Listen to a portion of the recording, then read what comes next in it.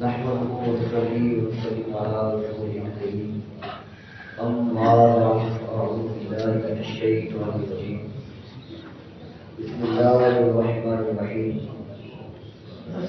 الصلاة والسلام عليك يا سيدي يا رسول الله وعلى آلك وأصحابك يا سيدي يا حبيب الله الصلاة والسلام عليك يا سيدي يا نبي الله وعلى آلك وأصحابك يا سيدي يا محبوب رب العالمين. حمد و صلاة کے بعد موجود محترم حاضرین الفاضلین، رب الجلال کی فضل و توفیق سے پیارے آقا مولا صلی اللہ علیہ وسلم کی ہدایت سے ہم سب کو دماغی فجر کی ادائیگی کے بعد صراط مستقیم میں حاضری کی فارغ حاصل ہو رہی ہے۔ دعا ہے اللہ تعالیٰ ہماری اس حاضری کو اپنی بارگاہ میں قبول فرمائے آمین، اور جو کچھ ہمیں سنائے اس پہ عمل کرنے کی توفیق نصیب فرمائے۔ آمین آمین۔ سامعین و ناظرین، ان خوش نصیبوں کا ذکر ہو رہا ہے جنہیں اللہ سبحانہ و تعالی قیامت کے دن اپنے عرش کے سائے کی جگہ عطا فرمائے گا۔ سبحان اللہ، بے شک۔ ان میں سے 5 کا ذکر ہو چکا ہے، آج چھٹے خوش نصیب کا ذکر کریں گے۔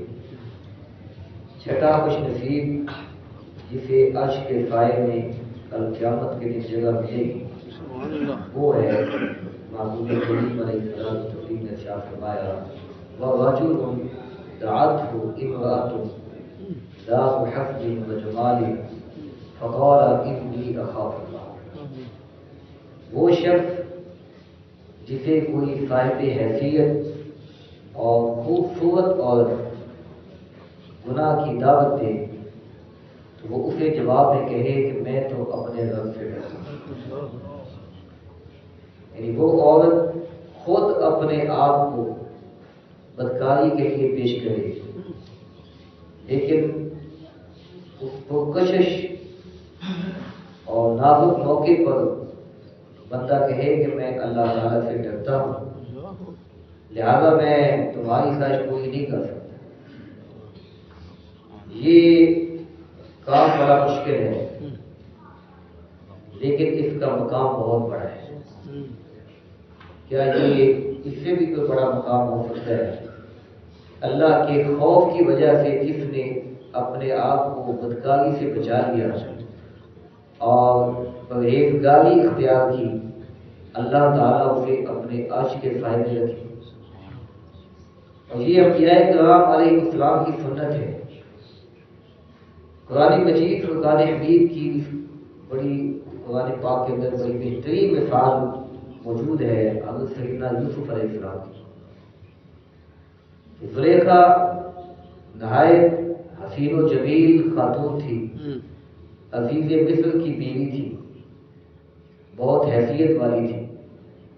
جب اس نے حضرت سیدنا یوسف علیہ السلام کو گناہ کی دعوت دی، حضرت یوسف علیہ السلام نے جواب میں کہا معاذ اللہ، اللہ سے پناہ۔ اور جب کوئی اللہ کی ذات سے پناہ مانگ لے پھر کوئی اس کا کچھ نہیں بگاڑ سکتا، اس کا ایمان بچ جاتا ہے، اللہ تعالیٰ اسے پناہ عطا فرما دیتا ہے۔ ایسا کسی کو خدا نخواستہ موقع ملے اسے وہی جواب دینا چاہیے جو حضرت سیدنا یوسف علیہ السلام نے دیا تھا، معاذ اللہ، اللہ کی پناہ۔ جو اپنے آپ کو بدکاری سے بچاتا ہے، اپنی شرمگاہ کی حفاظت کرتا ہے اور رب سے ڈرتا ہے، قیامت کے دن اللہ تبارک و تعالیٰ اسے ڈبل انعام عطا فرمائے۔ امیر المومنین خلیفۃ المسلمین حضرت سیدنا عمر بن خطاب رضی اللہ تعالیٰ عنہ کے زمانے کا، ان کے دور خلافت کا یہ واقعہ ہے۔ ایک نوجوان جو بڑا متقی اور پرہیزگار عبادت گزار تھا، اس کی عبادت کو، اس کے تقوی و طہارت کو دیکھ کر حضرت عمر رضی اللہ تعالیٰ عنہ بہت خوش ہوتے تھے اور اس کی بڑی تعریف کرتے تھے۔ عشاء کی نماز ادا کرنے کے بعد مسجد سے جب وہ گھر جاتا تو راستے میں اسے ایک خوبصورت عورت دعوت دیتی، بلاتی، اپنی طرف متوجہ کرتی، لیکن وہ نوجوان اپنی نگاہوں کو جھکا کر وہاں سے گزر جاتا۔ جب بار بار اسے دعوت دی گئی روزانہ کی بنیاد پر، ایک دن وہ شیطان کے بہکاوے میں آ گیا اور اس نے عورت کی دعوت کو قبول کیا۔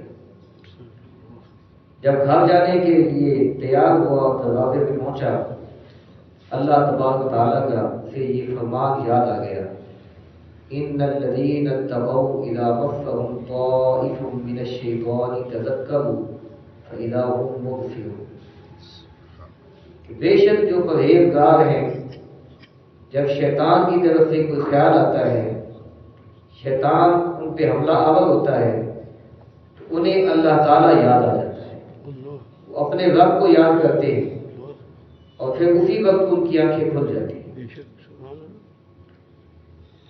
یہ آیت یاد آتے ہی اس کے دل پہ خوف خدا کا ایسا غلبہ ہوا کہ وہ بے ہوش ہو کر گر پڑا۔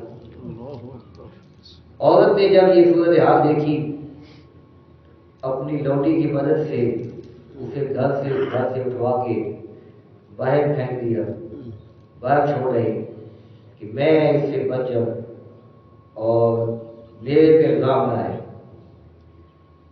اسے جب ہوش آیا، اس نے اپنے والد صاحب کو سارا واقعہ سنایا اور بتایا کہ میں شیطان کے بہکاوے میں آنے ہی والا تھا اور اپنی عزت کو پامال کرنے ہی والا تھا کہ مجھے رب کا یہ فرمان یاد آ گیا، ان الذین اتقوا اذا مسهم طائف من الشیطان تذکر، بے شک جو پرہیزگار ہیں جب شیطان کی طرف سے کوئی خیال آتا ہے، یعنی یہ نہیں ہے کہ جو گناہ گار ہیں انہیں پہ شیطان حاوی ہوتا ہے، شیطان سب پہ حملے ہوتا ہے، وہ پرہیزگاروں کو بھی ورگلاتا ہے، ان کو بھی پھسلاتا ہے، ان کے لیے بھی وہ کوششیں کرتا ہے کہ وہ راہ حق سے ہٹ جائیں، وہ گمراہ ہو جائیں، وہ بھٹک جائیں۔ ہم سمجھتے ہیں کہ شاید شیطان ہمیں ہی ایسے خیالات دلاتا ہے، یہ سب کو آتے ہیں، اسی لیے تو قرآن میں آیا کہ پرہیزگار لوگوں کی پرہیزگاری یہ ہے کہ جب شیطان اس پہ حملہ آور ہونے لگتا ہے انہیں رب یاد آ جاتا ہے، اور جو ہمارے جیسے ہوتے ہیں ان کو رب یاد نہیں آتا، وہ توجہ نہیں کرتے، وہ دھیان نہیں کرتے۔ اصل نسخہ یہی ہے کہ اس وقت اپنے رب کو یاد کیا جائے تو بندہ گناہ سے بچ سکتا ہے۔ جب دوسری مرتبہ اپنے والد گرامی کو واقعہ سناتے ہوئے اس نے بتایا کہ مجھے رب کا یہ فرمان یاد آ گیا، وہ پھر بے ہوش ہو گیا اور اس کی روح پرواز کر گئی۔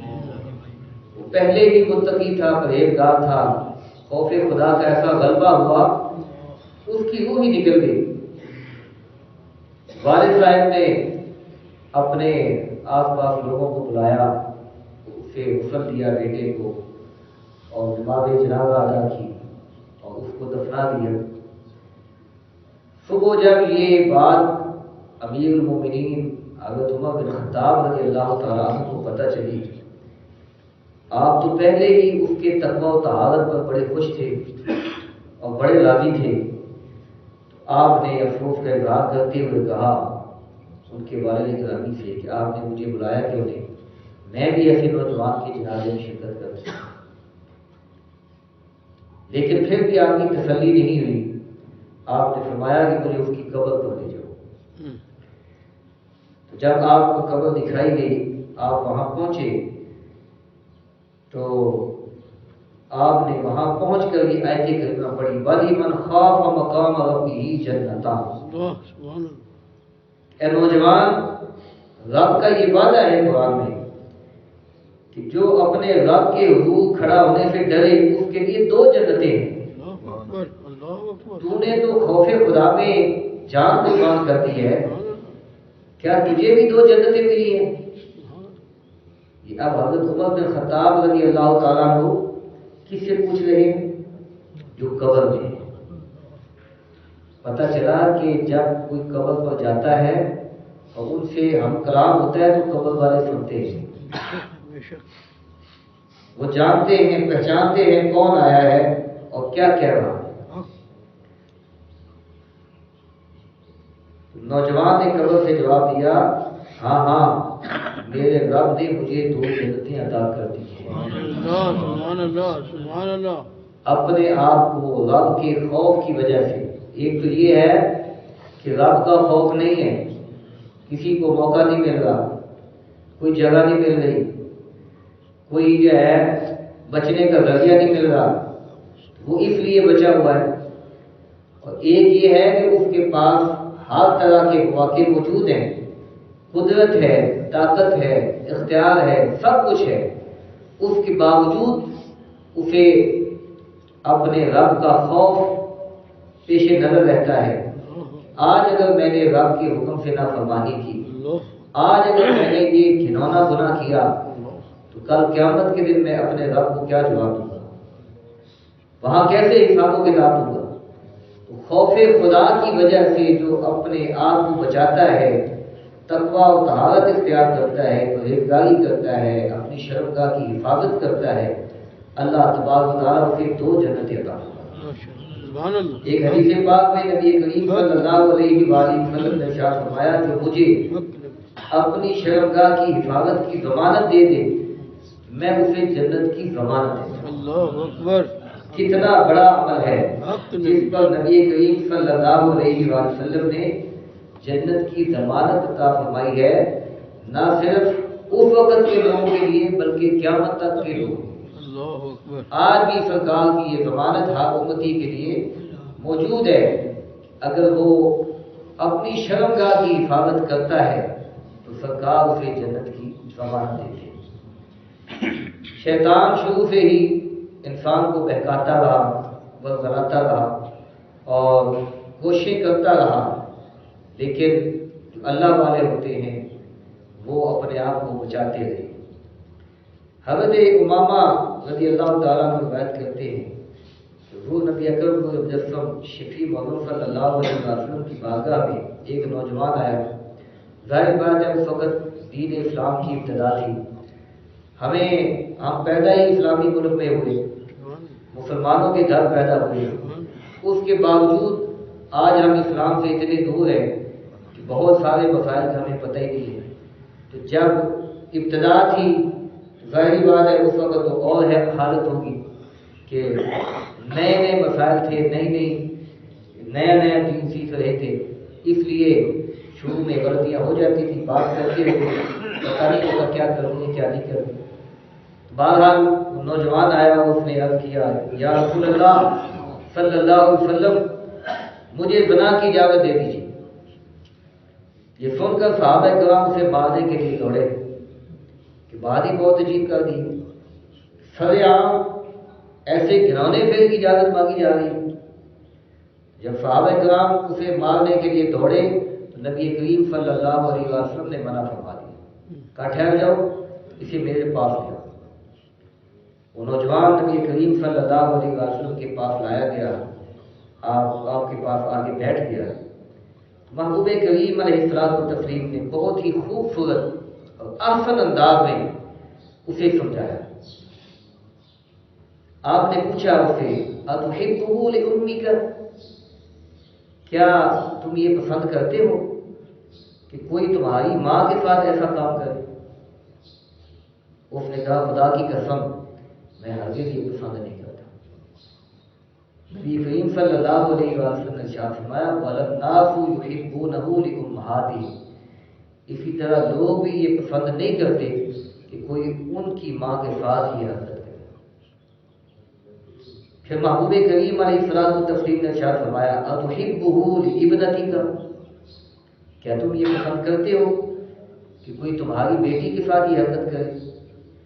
اس نے کہا خدا کی قسم میں ہرگز یہ پسند نہیں کرتا۔ تو محبوب کریم علیہ الصلوۃ والتسلیم نے فرمایا وَالنَّاسُ يُحِبُّونَهُ لِبَنَاتِهِ، اسی طرح لوگ بھی یہ پسند نہیں کرتے کہ کوئی ان کی بیٹی کے ساتھ یہ حرکت کرے۔ پھر محبوب کریم علیہ الصلوۃ والتسلیم نے ارشاد فرمایا اتحبہ لاختک، کیا تم یہ پسند کرتے ہو کہ تمہاری بہن کے ساتھ کوئی یہ کام کرے؟ کہا خدا کی قسم میں ہرگز یہ بات پسند نہیں کرتا۔ محبوب کریم علیہ الصلوۃ والتسلیم نے ارشاد فرمایا وَالنَّاسُ يُحِبُّونَهُ لِأَخَوَاتِهِ، اسی طرح لوگ بھی یہ پسند نہیں کرتے کہ کوئی ان کی بہن کے ساتھ ایسا گھناؤنا عمل کرے۔ پھر محبوب کریم علیہ الصلوۃ والتسلیم نے ارشاد فرمایا أَتُحِبُّهُ لِعَمَّتِكَ، کیا تم یہ پسند کرتے ہو کہ تمہاری پھوپھی کے ساتھ کوئی حرکت کرے؟ اس نے پھر عرض کیا اللہ کی قسم میں ہرگز یہ بات پسند نہیں کرتا۔ فرمایا وَالنَّاسُ يُحِبُّونَهُ لِعَمَّاتِهِ، اسی طرح لوگ بھی یہ پسند نہیں کرتے کہ کوئی ان کی پھوپھی کے ساتھ ہی حرکت کرے۔ پھر پوچھا أَتُحِبُّهُ لِخَالَتِكَ، کیا تم یہ پسند کرتے ہو کہ تمہاری خالہ کے ساتھ کوئی حرکت کرے؟ عرض کیا خدا کی قسم میں ہرگز یہ پسند نہیں کرتا۔ محبوب علیہ السلام نے ارشاد فرمایا وَالنَّاسُ يُحِبُّونَهُ لِخَالَاتِهِ، اسی طرح لوگ بھی یہ پسند نہیں کرتے کہ کوئی ان کی خالہ کے ساتھ یہ حرکت کرے۔ گویا نبی کریم صلی اللہ علیہ وآلہ وسلم فرما رہے تھے اگر تم نہیں پسند کرتے کہ کوئی تمہاری ماں، بہن، بیٹی، خالہ، پھوپھی کے ساتھ زنا کرے تو پھر تم یہ کیسے پسند کرتے ہو اور یہ کیسے کہہ سکتے ہو کہ تم دوسروں کی خواتین کے ساتھ یہ کام کرو؟ دوسری جو بھی خاتون ہوگی وہ یا کسی کی ماں ہوگی یا کسی کی بہن ہوگی یا کسی کی بیٹی ہوگی، کسی کی پھوپھی ہوگی۔ جب تم اپنے گھر کے لیے، اپنی گھر کی خواتین کے لیے ہرگز یہ پسند نہیں کرتے، اور کسی بھی نوجوان سے تو پوچھ لو، کسی بھی شخص سے پوچھ لو تو ہر نوجوان کا یہی جواب ہوگا، ہر نوجوان کے دل کی یہی آواز ہوگی کہ نہیں، کوئی میرے گھر کی طرف، میری ماں کی طرف، میری بہن کی طرف میری آنکھ سے دیکھے میں اس کی آنکھیں نکال دوں گا، میں اس کو تباہ و برباد کر دوں گا، قتل کر دوں گا۔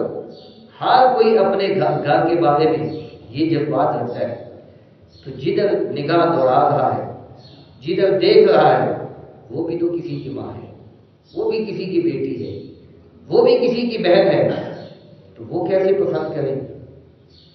وہ نبی اکرم کو مجسم شفیع معظم صلی اللہ علیہ وآلہ وسلم نے نوجوان کو اس طرح سمجھایا اور پھر اس کے سینے پہ ہاتھ رکھ کے محبوب علیہ السلام نے دعا مانگی، جو دعا ہم سب کو مانگنی چاہیے، اللہم اغفر ذنبا وطہر قلبا وحسن فرجا، اے اللہ اس کے گناہ بخش دے، اس کے دل کو پاک کر دے اور اس کی شرمگاہ کو محفوظ فرما دے۔ یہ دعا ہر ایک کو یاد کرنی چاہیے، اللہم اغفر ذنبی وطہر قلبی وحسن فرجی، اے اللہ میرے گناہ معاف کر دے، اے اللہ میرے دل کو پاک کر دے، اے اللہ مجھے میری شرمگاہ کی حفاظت فرما دے، میری شرمگاہ کو گناہوں سے محفوظ فرما دے۔ اسلام نے انسان کو خواہش پوری کرنے کے لیے جو طریقہ بتایا ہے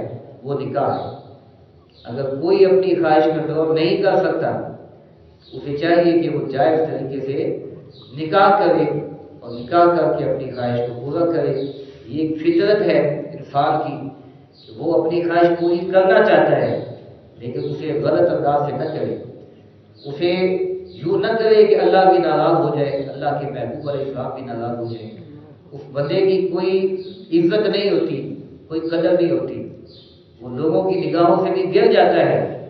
جو بدکاری کرتا ہے، جو زنا کرتا ہے، جو بدنگاہی کرتا ہے، بے حیائی کرتا ہے، سرکار نے اس کے لیے اپنی خواہشات کو کنٹرول کرنے کے لیے نکاح کا طریقہ بتایا۔ اسلام کے اندر نکاح ہے، نکاح کیا جائے اور نکاح کو آسان کیا جائے، اور اگر کوئی نکاح کرنے کی طاقت نہیں رکھتا تو سرکار نے دوسرا آپشن بھی بتایا، پھر اسے روزے رکھنے چاہیے، وہ روزے رکھے، روزے سے اس کی خواہشات مغلوب ہو جائیں گی، تقوی و طہارت کی دولت اسے نصیب ہو جائے گی، وہ 5 وقت کی باجماعت نماز پڑھے، تو کیونکہ یہ نماز کی تاثیر ہے، ان الصلاۃ تنہی عن الفحشاء والمنکر، نماز بے شک نماز فحاشی اور بے حیائی سے روکتی ہے۔ 5 وقت کی باجماعت نماز پڑھے، قرآن مجید فرقان حمید کی تلاوت کرے، اور جب تک نکاح کے بارے میں فائنل نہیں ہوتا تب تک اگر خواہش طور نہیں ہوتی تو روزے رکھے اور اللہ کا خوف دل میں بٹھائے۔ اور نبی کریم صلی اللہ علیہ وسلم نے جب اس نوجوان سے پوچھا، وہ ہر نوجوان اپنے آپ سے سوال کرے اور اپنے آپ سے پوچھے کہ جب میں اپنے گھر کے بارے میں اپنی خواتین میں کسی کے ساتھ یہ زیادتی برداشت نہیں کر سکتا تو پھر میں کیوں کسی خاتون کے ساتھ زیادتی کروں، کسی کی ماں بہن بیٹی کے ساتھ میں کیوں ایسا عمل کروں۔ یہ وہ طریقہ ہے جو نبی کریم صلی اللہ علیہ وسلم نے بتایا۔ وہ نوجوان کہنے لگا کہ جب میں آیا تھا اس وقت میری خواہش اتنی زیادہ تھی کہ مجھے سب سے اچھا کام یہ لگ رہا تھا کہ میں یہ نہ کروں تو میں زندہ نہیں رہ سکتا، لیکن جب نبی کریم صلی اللہ علیہ وسلم نے میرا تزکیہ فرمایا اور مجھے میرے دل کو پاک کیا، آپ کی بارگاہ سے جب میں اٹھا تو میری نظر میں سب سے گندا کام یہ تھا، سب سے گندا کام، سب سے زیادہ نفرت مجھے اس عمل سے ہوئی تھی کہ جب میں اپنے گھر کے بارے میں یہ کام پسند نہیں کرتا تو پھر میں کسی کے بارے میں کیوں کروں۔ یہ سوشل میڈیا کا دور ہے اور ہر شخص کے ہاتھ میں ٹچ موبائل ہے اور اس پہ دن رات فحاشی اور یعنی بے حیائی اور ننگی خواتین ان کی تصویریں آتی ہیں جس سے جذبات بے قابو ہوتے ہیں۔ اپنی نگاہوں کی حفاظت کریں، اپنی نگاہوں کو بے حیائی کے مناظر سے بچائیں۔